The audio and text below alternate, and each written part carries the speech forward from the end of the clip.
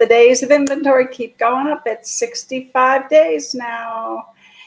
But you put 150 listings on the market. That's a good thing.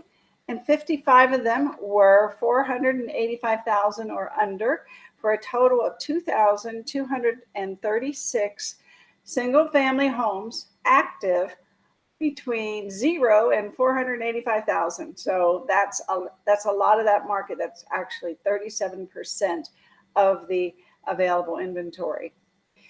And we closed 66 closings yesterday for the 12th of July. That's kind of okay. We'll see more closings as the time goes on. And that is reflected in the daily sales for this month. You've done 79 closings a day, which totals about 953 homes for the month. So July is, one of those months.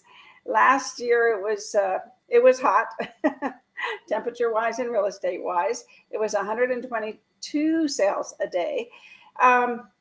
But for 2021, 122 sales in July was not that hot, because the average for 2021, the whole year, was 139 sales a day.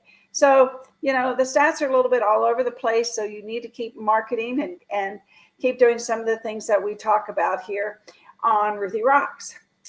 So today we're going to mention one more thing about the stats, and that is that Jimmy keeps reminding us that the $1 million home sales are continuing to hold strong at $5+ million home sales a day. That's a strong part of our market right now compared to other years. I mean, look at 2020. We were only selling 1, maybe 2 a day. And then last year we were selling 4.5 a day. And now we're over 5 a day. So the $1 million home sales are creeping up there.